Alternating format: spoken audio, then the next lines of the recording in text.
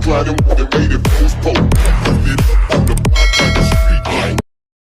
service na punta guys. Sabi sa kalugkog na natin. Ayan guys, malapit na tayo. Tara, samahan niyo ako guys. Pantay tayo dyan. Pababa. Grabe ang tirik.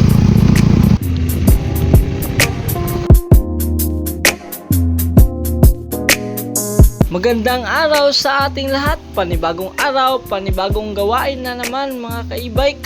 Dito dumating na tayo sa bahay nila ma'am. Ang gagawin pala natin ngayon ay maglalagay ng voltmeter sa e-bike ni ma'am. Let's go mga ka-e-bike. Yung diniliveran namin nakaraan ma'am, vlog ko yung 3 wheels. Sabi niya nakapalo ako sa iyo sabi niya. Diyan siya gulat din ako. Naglalag din daw siya sa mga ano.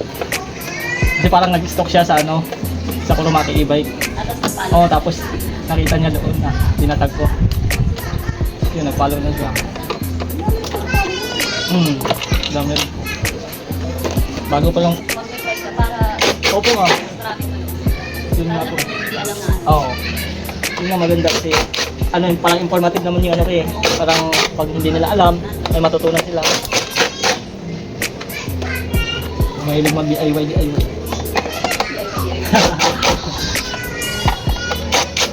At yun nga po, habang binabaklas natin yung e-bike, kinakausap po natin si ma'am.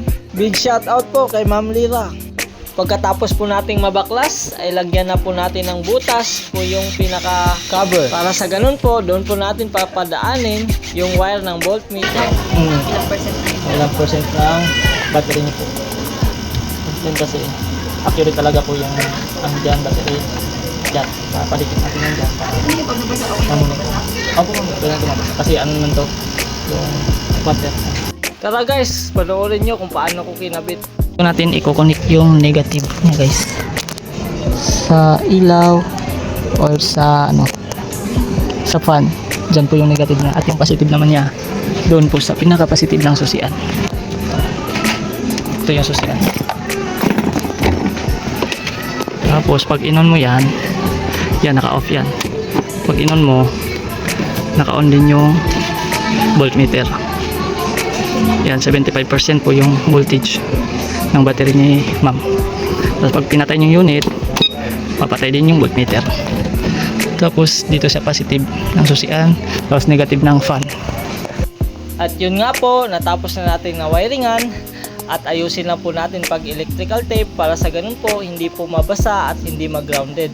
Mga bossing, kung ganito rin po yung e-bike nyo, bar indication lang, pwede po kayong magpakabit ng voltmeter para sa ganun po, accurate po yung battery percentage ng e-bike nyo. Pwede kayong mag-walk-in sa shop namin, pwede rin kayong mag-visit sa aming Facebook page, Kurumaki e-bike Nike branch. At dito, ibabalik na natin yung pinaka-cover para makita na rin yung percentage ng battery. Nga po, working po siya.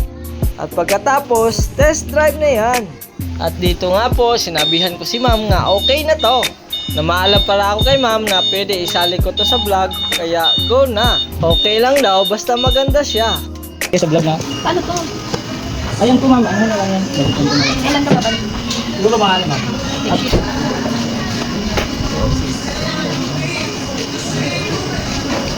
Ganito ma'am.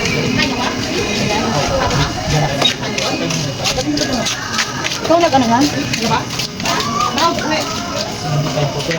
At yun nga po, satisfied naman si ma'am sa ginawa natin, kaya nagbayad siya. Thank you ma'am, God bless. Okay, pauwi na.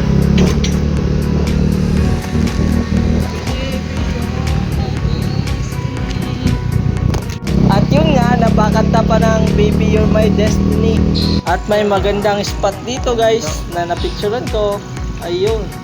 At hanggang dito na lang, goodbye!